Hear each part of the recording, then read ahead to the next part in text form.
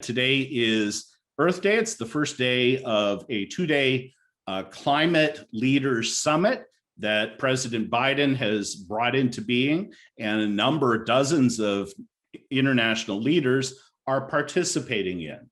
And at that summit, President Biden has upped the US commitment to trying to reduce carbon dioxide and other greenhouse gas emissions, moving the timeline up a bit because the crisis is so much greater. But he's not alone. Prime Minister Suga from Japan has also indicated ambitious aims. Brazil has moved up their target for greenhouse gas emissions neutrality to 2020. Xi Jinping did not put forward higher standards, but he recently has called for a dramatic curtailing of uses of coal and calling for emissions to peak in 2030 and aiming at zero net emissions by 2060. So all of this is really dramatic. And of course, this garners all kinds of headlines. But is this just one-off? Is this something we just say and then move on? Or do these targets get put into policy? Do approvals, urban planning, industrial governance, all of these things, does this filter down? Do we actually get real change? And to what extent are these targets come up with in some sort of realistic fashion based on good data coming in and ideas about what might be possible? And we are really fortunate today to have, as I said, two leading scholars in this space. And each of these scholars will share some of their ideas in a presentation for a few minutes, and then we will have time to discuss issues of how data is used. Is data abused? Are policy targets set out fairly? Are measures accurate, reliable? Are we getting the kind of change we need? And what is it? How likely is it that we will get that kind of change going forward? So we're going to start with Professor Genia Kostka from the Freie University. She is at one of Germany's leading schools. And I have to mention, because this is the US-China Institute, it's one of the places that John Kennedy visited in 1963. And he made the comment at the outset of his speech there that free and university should be redundant. But of course, the university was created during the Cold War, and it was to send a particular signal. Now, Professor Kostka's research is looking at how digital technologies are integrated into decision-making and governance, not just in environment, but especially in environment. She's been educated at the London School of Economics, at Johns Hopkins University in the United States, and at Oxford. One of her interesting articles, and she's been a guest editor and an editor for a number of special journal issues, including one that Angel Shu contributed to. But one of her interesting articles recently looks at fairness in environmental policy implementation. Now, she's got a great presentation that she's going to share. It gives us a bit of history, a bit of what's going on today, and an analysis of, will it work? Can it work? Professor Kostka, please take it away. So we are talking today about data and technology, and it doesn't always work as you would like to make it work. And so, as you can see, the topic is really how does China work with data? And I think one important point is really to take a historical view on this topic.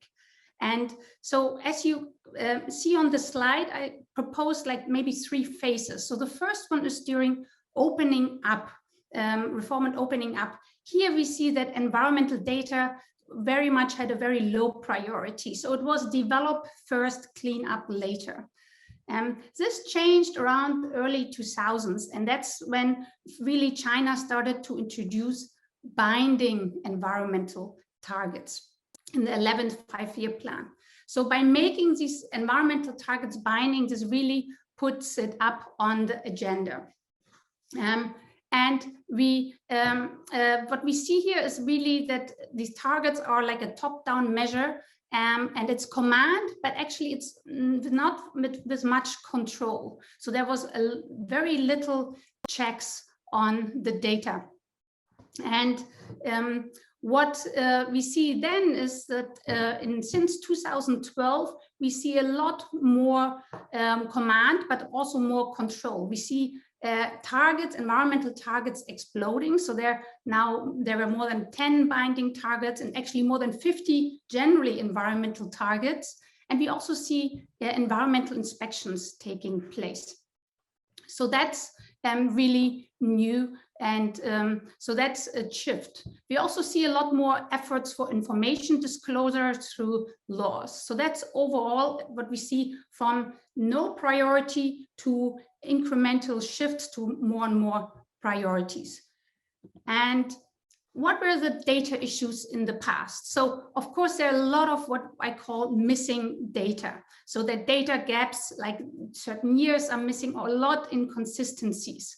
There are also certain data that was collected, like SO2 data, but for example, PM 2.5 measurements were collected very late, and also environmental health impacts were really are still partly missing. So that was one issue. The second issue is related to quality issues. So when we look at targets, we see a lot of unintended consequences. So one is, of course, that the quality was for many, many years very low. And that was the reason that often the staff in the bureaucracies, they didn't have the capacity, the training to sometimes really provide the data that was that they were asked to deliver. So for example, when I did field work on energy intensity in 2010, at the beginning, companies didn't really know why they had to provide this information and ask accountants to fill in, and accountants simply put in, let's say, electricity data, because they just didn't know how to really measure energy intensity in their companies. We see also with targets a lot of playing the numbers game. So how you measure which kind of companies you include and not include. And then thirdly, you also have data manipulation. The usual game is, where do you put up the monitoring stations, and you can switch them on and off and so on. And finally, we see generally cyclical behavior of officials. So when a plan target was about to be delivered, certain companies would put to sleep, but then when the target was reached, they would open again these allow these polluting companies again to produce. So that is a little bit traditional issues. Now, what we see now is a move toward what I call data diversity. And here, I think Angel will talk about it, citizen science. What we see is that more and more citizens also produce data, also NGOs. So we see more bottom-up data generation, which is very exciting. We also see that the local governments and also national governments push a lot the use of more advanced technologies. So I just say remote sensing, or the global positioning system, and geographic information system technologies. And these kind of technologies are used then to monitor air quality and also forest coverage or landscape changes. And in general, what we see is the goal is to really have a data-based analysis and predictive models. So, for example, nationally, there's a goal to have an air pollution, or there is an air pollution data platform, and this serves as an early warning system for severe smoke incidents. We also see at provincial and individual city levels copying this kind of strategies, and many cities have started to devise their own digital environmental protection integrated platforms. So the question is then, combining these multiple sources, does it actually lead to better monitoring and better decisions? And this is not as straightforward. So I'm just going to talk about one example where we did some interviews 2 years ago in Shenzhen. And this city developed one of these platforms. And the aim is, again, to have an intelligent environmental warning system, to also use it as a law enforcement system, and also to use it as an urban environmental emergency management system. And this platform was generated also, which is very new, with the help of private companies. So the combination of different big data data sets is then creating such a platform. And this kind of goal is to have reliable environmental data. So did it work? I mean, it's still in process, and it's of course too early, but let me just highlight a few hurdles. So I call it, actually, there are big data dreams, and then there are local realities. And one of the local realities, it's not a surprise, as we just saw today, there are always technical hurdles, and it doesn't work as you sometimes want it to work. So one is, of course, standardization, right? So we have data quantity, but and the quality, but if you put garbage into a system, you get garbage out. You also have, it's very difficult for the city to set technical standards that are compatible with different systems. So this, again, is an integration issue. So there's heterogeneous data, and it also means that it's hard for actually moving, and they call it always, we are still stuck in phase 1. So the officials we talked to, they said it's really hard to move beyond data collection to actually useful analysis. And I think this is really a key challenge at the moment. And then there are issues of know-how. So certain actors that receive technical inputs from the contractors, which are the private companies, sometimes don't know how to deal with this. And also the potential users' know-how is sometimes limited. Now, this was technical hurdles, but actually political hurdles in this entire process are as important, if not more important. So what we saw in the city is that there really is these vested interests within the city administration. And so there were certain actors were holding and controlling data, and we really see there are really a lot of unclear legal situations. So data authorization rules between the bureaucracies are unclear, and that creates some delays. And generally what we see, there are certain attempts by certain actors to centralize this data, but actors who actually would basically give up their current data are trying to delay this or block this. So in general, that is infighting between the fragmented bureaucracies at the city level delays this. Then we have also businesses who are really involved in this new data generation. And here they often mention that it's hard for them sometimes to get access to the data, even though they're supposed to create a system. The government doesn't want to actually give them certain type of data. That makes it hard for companies to improve the systems. There are also security, data privacy, and also data ownership issues from the side on these issues. So generally what we see, political hurdles are important. And China's, Shenzhen was really stuck in phase 1. I think someone said it's a big data lake, so there's a lot of data collected, but how to utilize it and to analyze it is much harder than initially decision makers were anticipated. So political hurdles are as important as technical hurdles. So now just some final thoughts. So important, of course, environmental data is very important, the quality, not just the quantity.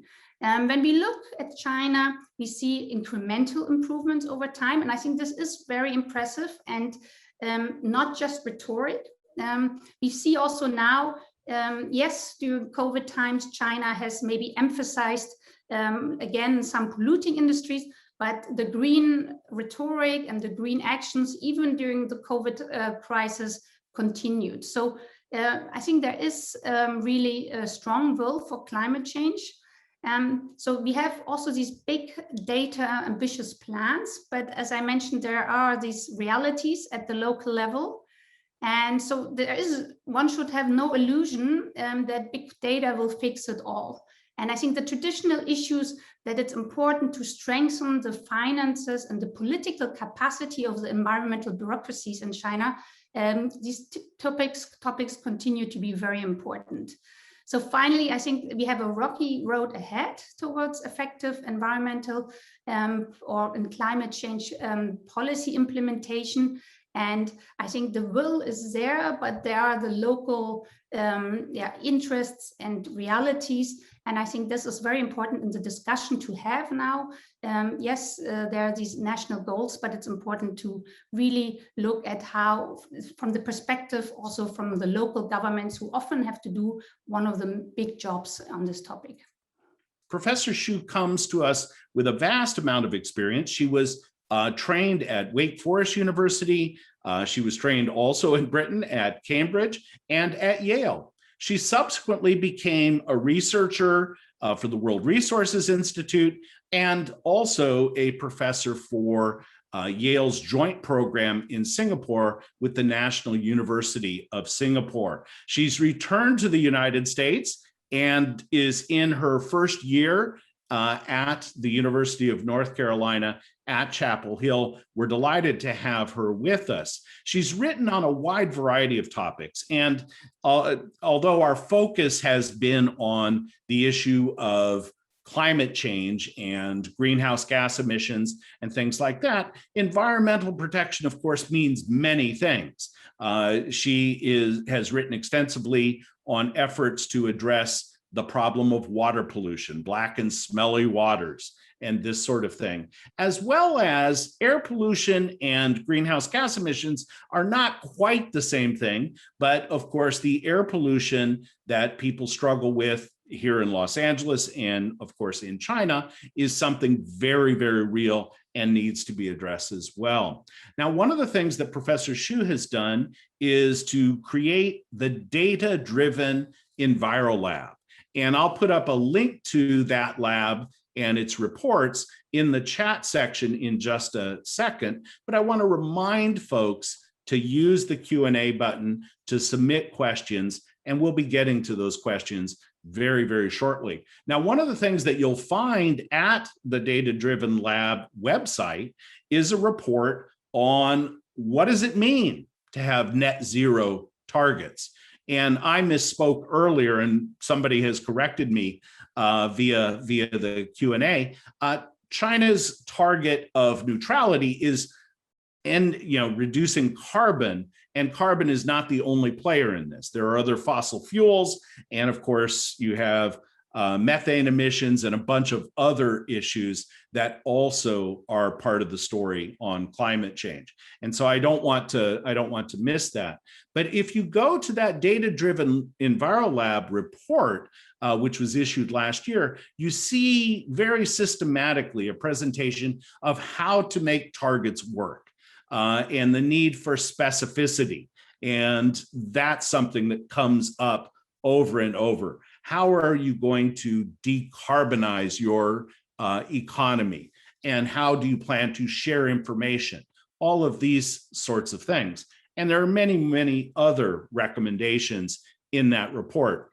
Now, Professor Shu is in great demand, and in fact, she won't be able to be with us for the entire program. So I'm going to stop talking and turn things over to her so we can get as much from her as possible.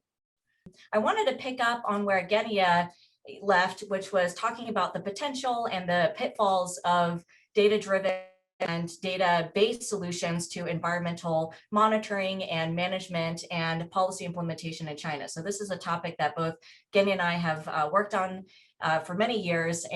And in the context of the climate debate that's been happening today at the Climate Summit, it's really been just so fascinating. As I was watching Genia's presentation and looking at the timeline for when just a decade ago, data was not as central to the conversation environmental policy as it is today.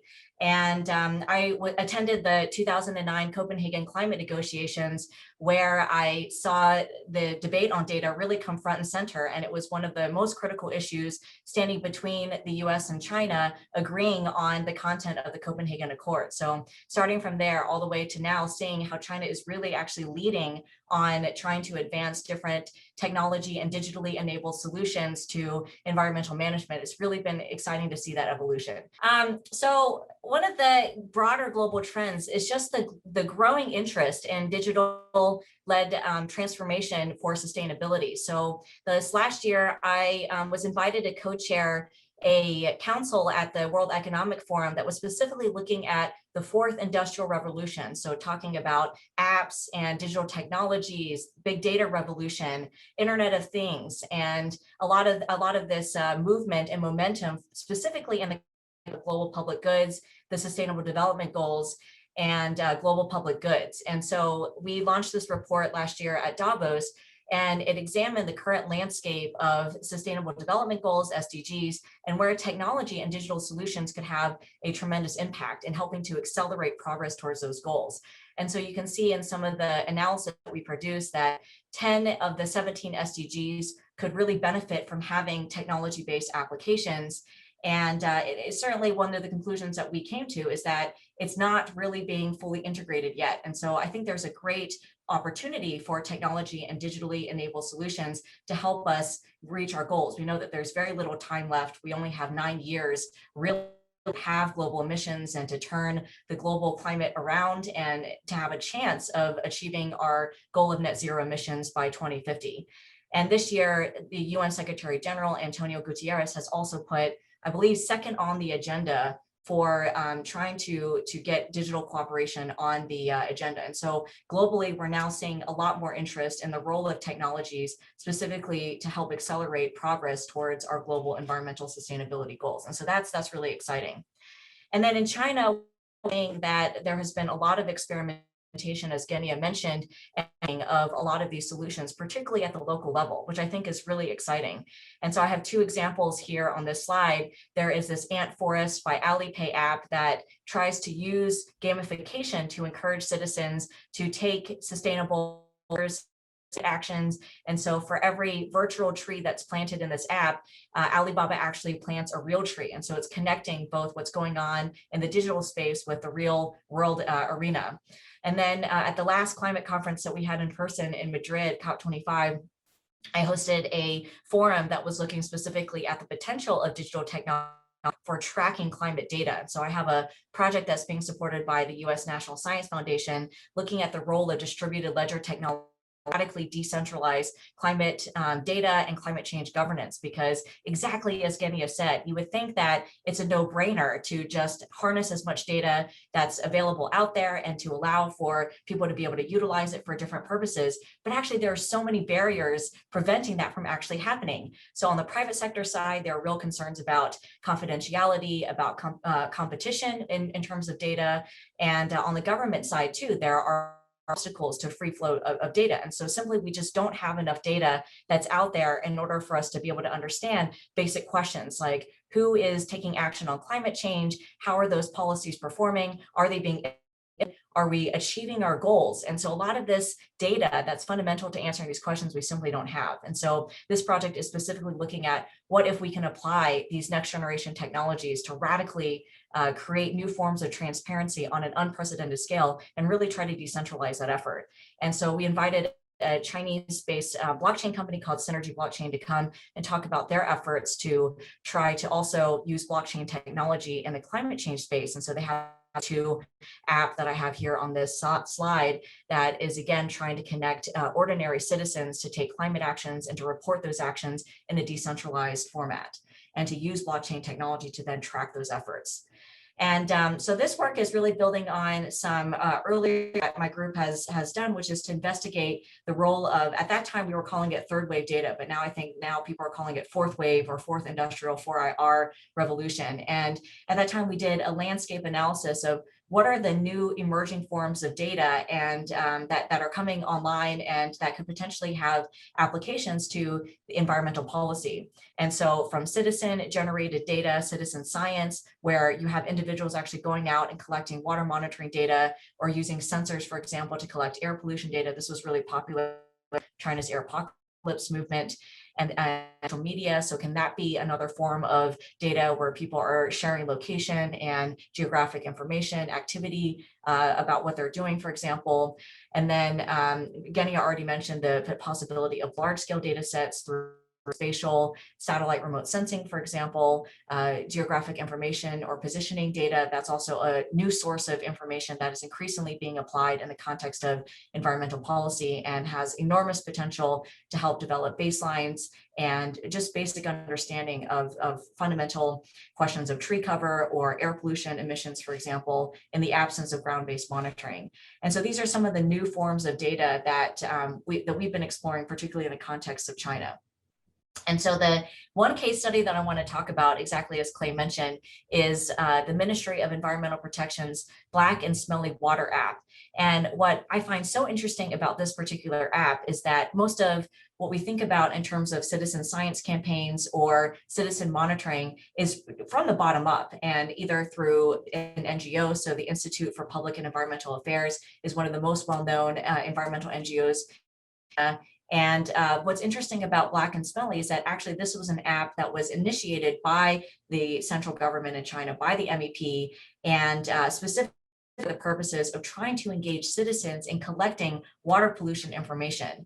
And so China has had a directive in place, oh, that's several slides later, but they've had a policy in place for several years to try to specifically reduce the number of Black and odorous in urban areas. So recognizing that this is a new source of water pollution that has been growing in recent years and that is becoming very difficult to try and manage, because many of them are very small sources that are found in urban areas. And so can collect better information about whether or not these water bodies are polluted and whether or not local government officials are actually responding to these complaints. And so utilizing is essentially ubiquitous in China. I think the last time I went to China, I mean, you basically now cannot do anything without being on the WeChat app. And so what this basically does, it allows for citizens, if they locate a polluted body of water within a city, they can take a photo of it. They mark according to these icons, whether or not it's odorous, whether or not color that they observed, is there litter that's floating in there, notice any black wastewater, for example. And so they can leave this type of feedback. And then you can see here on the right, what happens is a message is sent to a local government official charged with managing that particular water body. And they have a certain number of days in order to respond to that particular complaint. And so it's a really innovative way to try to enhance local accountability. And so this is what in our paper that we published with Genia in the special issue is focused on citizen-generated transparency as a new way of trying to improve environmental policy implementation and governance. And so we look at pathways for how information communication technologies can enable citizen transparency. And so what we specify in this particular paper is that one way is that it can help to enhance upwards accountability of environmental management. And so lower and middle level service providers are accountable to senior decision makers at a higher level who can then act on citizen information for administrative action. So in a way, it can allow for top level managers within China to know which middle level administrators are actually responsive and implement environmental policy. So Genia has done a lot of work about accountability and target setting. And so this is one theory that we posited could be how ICT and information communication technologies can help in this process of evaluating middle administrators. And then in terms of downwards accountability, we posited that citizens, by collecting this data and reporting it through a technology-enabled platform, can then hold middle managers and those responsible for those particular urban waterways even more. And also through this transparent app, anybody at any time can go to this platform and access the data, can help raise public visibility and concern, and to raise the cost of political action even more for those middle managers. So yeah, this was the slide I was trying to find earlier, but this is basically the policy list. So this is like the list of foul and filthy water bodies that different urban governments are responsible for remediating. And so China, in the was released in 2016, has set a target to reduce these foul and filthy water bodies by 10%. And this is government platform looks like. And so at any point, you can go to this website and you can access within a particular town where there have been citizens' complaints that are lodged, what are the official foul and filthy waterways that the governments are responsible for monitoring. And so it's a great way to be able to track and to see and transparency for citizens to understand how their local government officials may be performing on these key targets. And so what we did is we scraped all of this data on this website, and we wanted to look at it and to understand what kinds of complaints were being made, where were they being made, and whether or not the government officials were actually following through on responding, and how were they responding. And also connecting a third element, can we actually see a relationship between areas where there are reports being complained and managers actually taking action and leading to reductions in water pollution. And so that's what our two papers did. And I'm rushing a little bit so that we have time for questions. But we essentially evaluated 4,000 citizen-generated reports over the year of 2016 to 2017. And so you can see, of course, urban areas that are denser, that are more populated, tended to receive the most number of reports. And so, and overwhelmingly, they're negative. And so it's common that people say, oh, I see this not foul and filthy urban water body, and I'm going to take a picture of this because it's so beautiful, and talk about how it's doesn't smell. So you can see there's a lot of red in this slide because most of the reports and the complaints that are lodged are negative.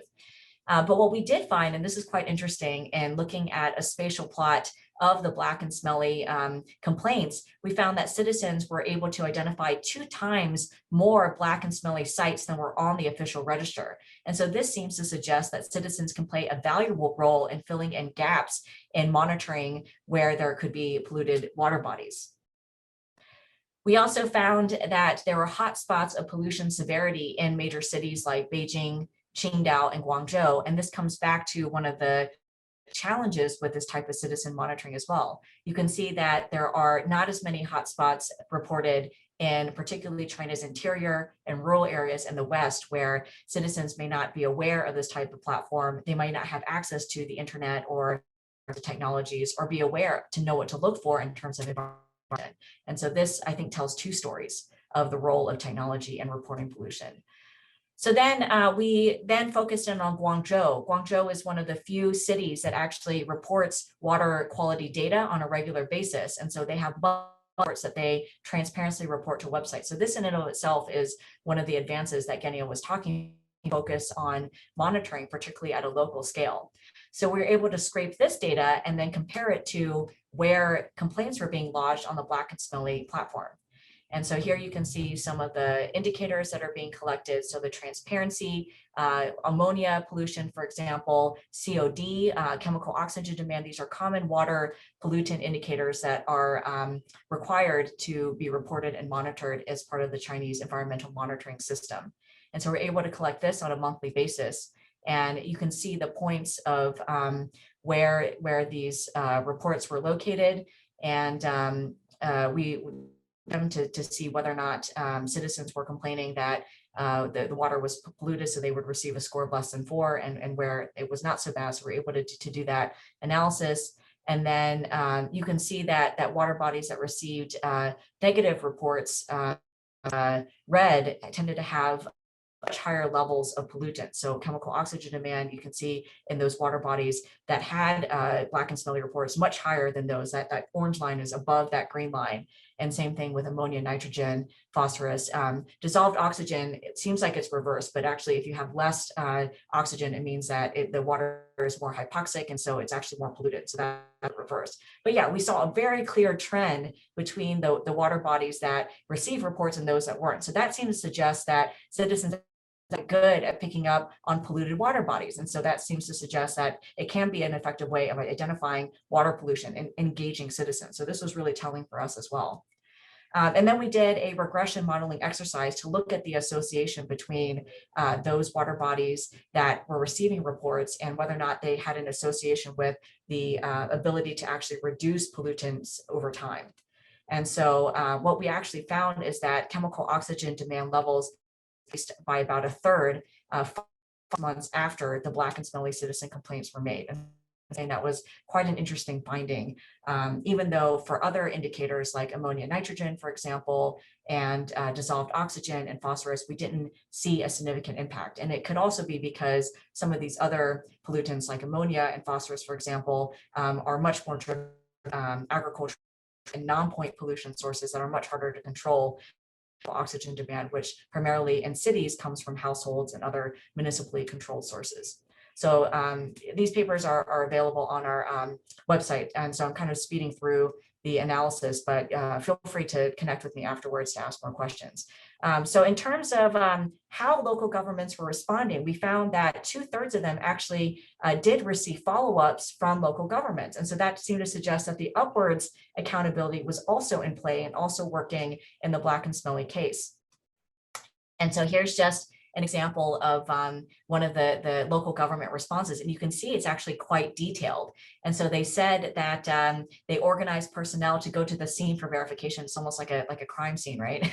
And then after verification, he's talked quickly about how there were 2 drainage outlets that were that were there, and they discharged without water, had no obvious odor. So it was incredibly detailed. And so this was also very encouraging to see that there was actually follow-up happening. So in 2/3 of those cases, local governments were responding.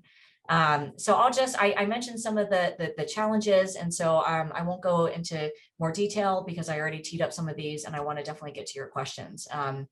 Yeah, and then there's also been reported that lack of trust also is a challenge. So here's a villager talking about the Black and Smelly Water app and saying, well, we don't think that this will have any type of impact because the environmental protection situation to the local department many times, but nobody comes. And so there's still, I think, a lot of challenges with respect to technology enabled monitoring of environmental data that will still require, I think, further thinking and refinement. So the that we also noted in our paper is that even though 1/3 of reports were addressed, there were still 60% that were quite open. Okay, so I will just leave it there, and hopefully I didn't go too far over time, and I still have time to respond to a few questions. Thank you so much. Professor Kostka used the term data lake or data ocean, right? So we have this flood of data, and you've just, Professor Shu, just highlighted more data coming in through these citizen reports and this sort of thing. And then the question of accountability.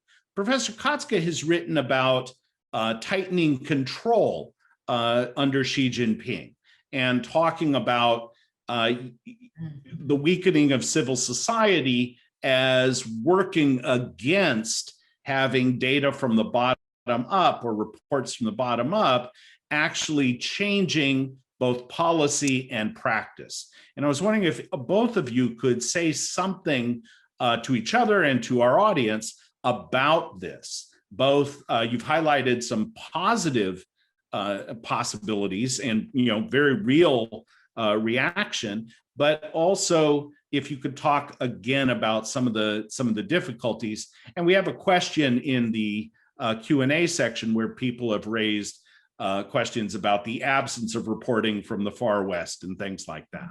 Mm-hmm.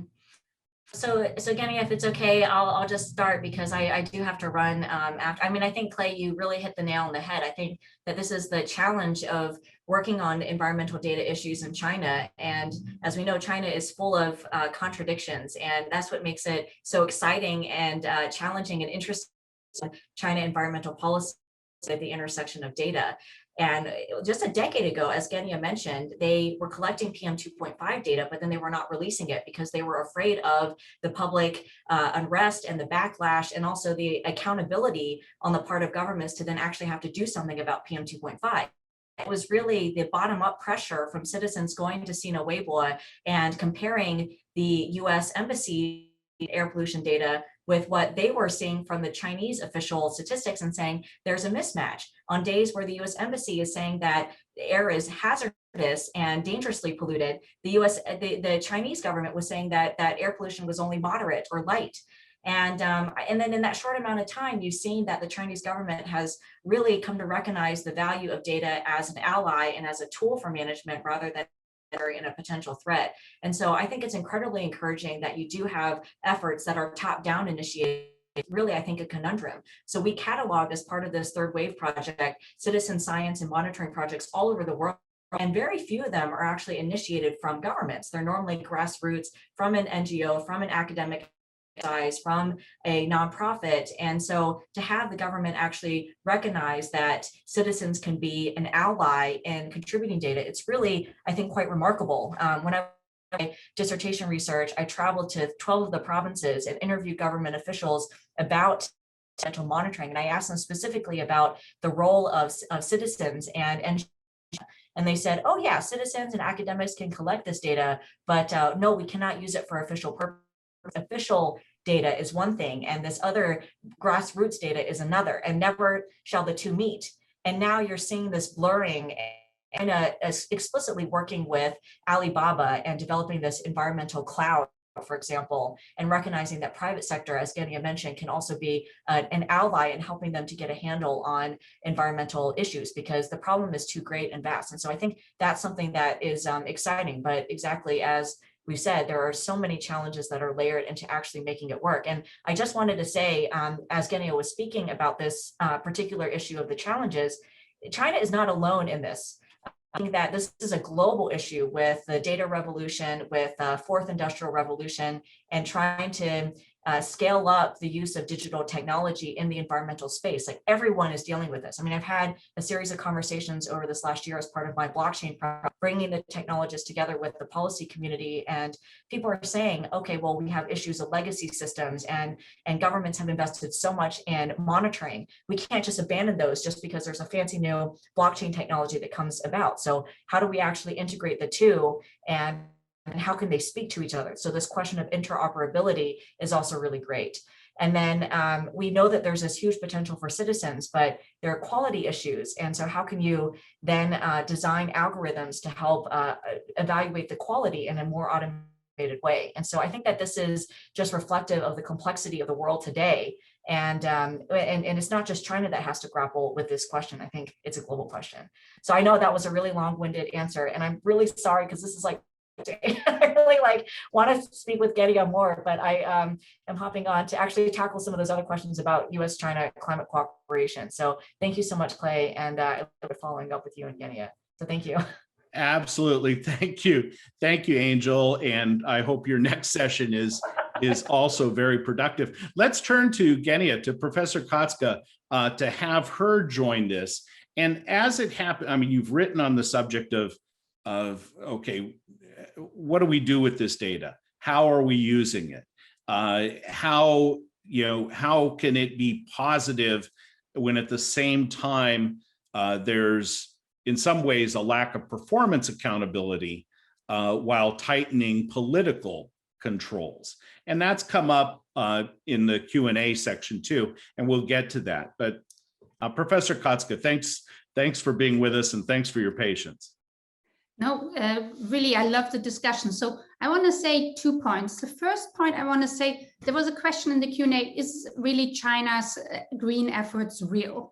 And I really actually thought about it carefully. And I mean, at the moment, we have a very tense relations with China, right? The US and Europe.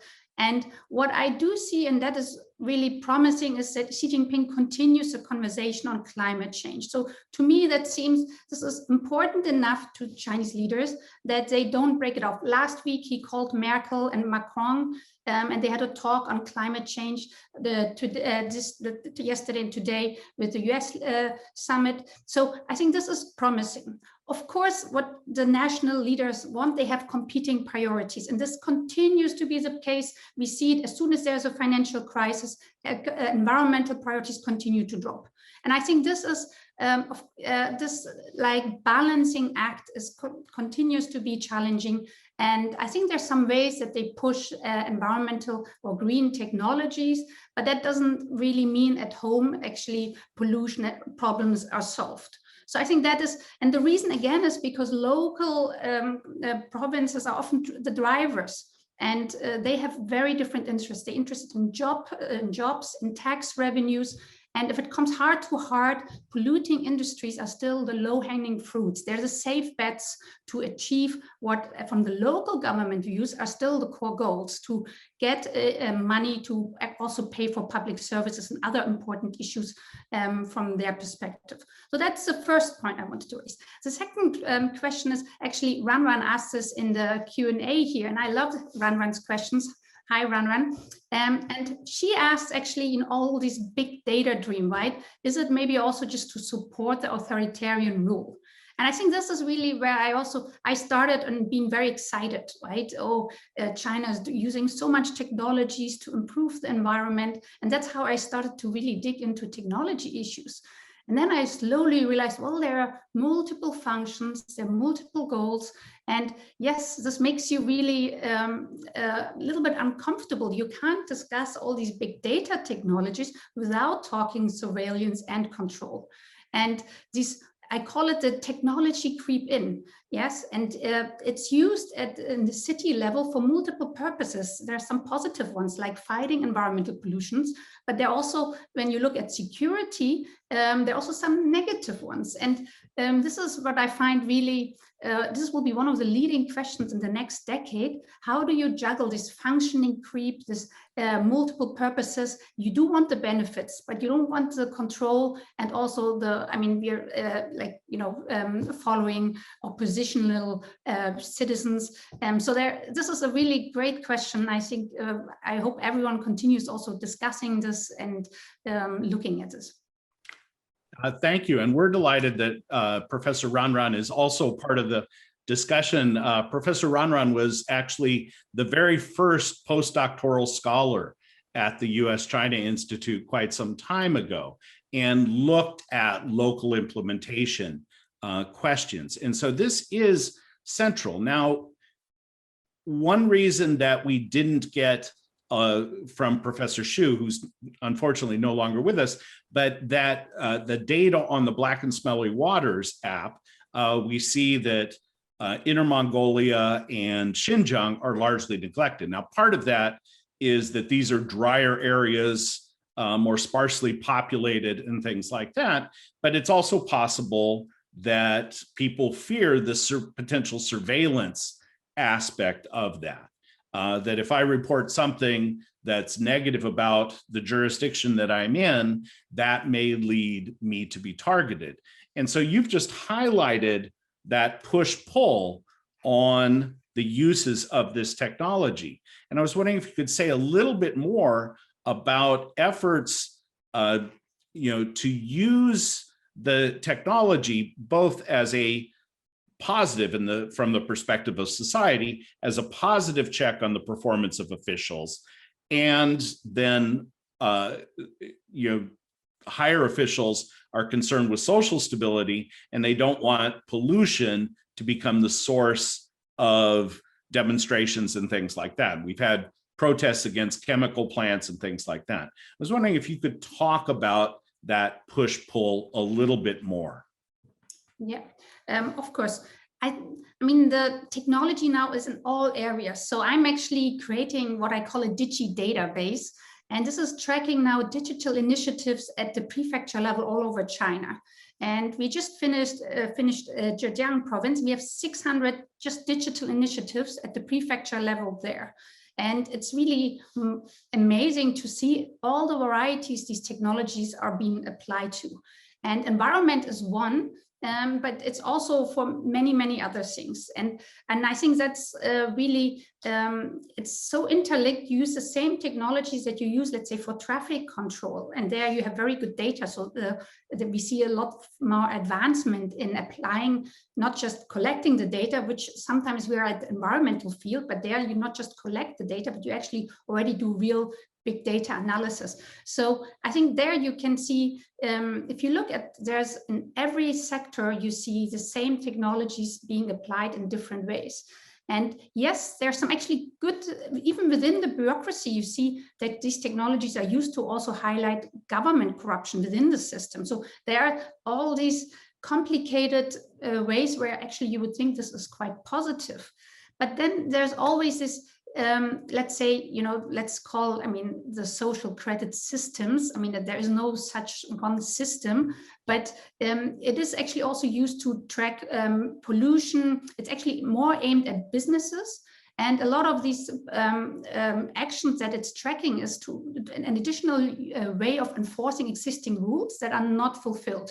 And that could be food safety, but it's also environment. So it's actually addressing enterprises where the local government has, tried to really say, oh, we have these laws, but the companies don't listen. Yeah, and this could be also, let's say, state-owned enterprises who are very big and have very vested interests. But through the social credit systems, there maybe have different ratings, and it might actually result in that this public shaming, that they also change their behavior. So all of this, these are speculations. We don't have enough data to really support these claims. And I think there's a lot more research that needs to be done. So a lot of PhD theses and master theses are waiting to address these topics. Well, and in fact, you've written on the social credit systems, as well as the ideas, the aspirations for some of those. And so I would encourage people to read more of your work. We've got a couple of questions, both from Professor Aronson here at USC, as well as others that want to talk a little bit more about the continuing reliance on coal. And so Xi Jinping has talked about cutting back. But that cutting back is off in the future a bit. And at the same time, you have along the Belt and Road Initiative and other programs, the building of these carbon or rather coal-fired electricity generation plants. And of course, power is needed in development. We all recognize that coal happens to be a resource that China is comparatively rich in compared to other potential energy sources. And I was wondering if you could talk both about coal at home and coal as part of China's relations with other countries. Yeah. I was very excited that, the coal phase down was stressed, but it's not a phase out as Germany's pushing. And this is very clear. What exactly does it mean phase down? But I do think in the 14th five-year plan, there are all these signals that within the domestic level, there are serious attempts at the national level to really get China's energy mix more fossil free. So I think we are now at 60–70%. I think, this is really, they're trying to push this substantially. It's not at the moment, right? If you compare the share of renewable energy in the primary energy consumption in China at 13%, at the European Union it's 14%. Right? And we always think China is a leader in solar and wind, but if you actually look at consumption, it's not as impressive, the track record. But that said, I do think the will is there. The question is, can it do it domestically? Because as you mentioned totally correctly, there is energy demand, and this will, we are talking here about the next 10 years. So we will have to see how much demand really there is. And China is very practical in this matter. So if it can, it will domestically, just because also it understands that long-term, that's the only track. And so they will do their best at the national level. The local level, again, I've seen the craziest stories, coal plants closing down and reopening, and it's very cyclical. And again, it depends on local government's needs. About the BRI, or just investments abroad, because I'm still trying to understand fully what is part of BRI, what not. But investments abroad, I do notice that there is no limit on carbon intensive sectors investments. And that is a clear message in my eyes, that they leave it open. Yes. And so this is, again, it's a very interesting and smart move in some ways to leave this a little bit open and see what happens. I think they're looking and see what the responses are from host countries, what will pass, what not. So I think this is a little bit the Wild West at the moment, and we shall see. But I think it is important to put pressure on China that they actually and not just say phase down, but really also be more concrete. What does it exactly mean, as other countries have done, including Germany? Right, that completely phasing out, because there's no way to make coal, less of a hazard, both long-term as well as short-term, the immediate air pollution issues. One of our attendees has raised the question of nuclear power in this mix. And of course, China has been building nuclear power plants at a fairly rapid pace. Of course, Europe makes heavy use of nuclear power. Japan is in this complicated state right now, wanting to have less of it, but needing more of it.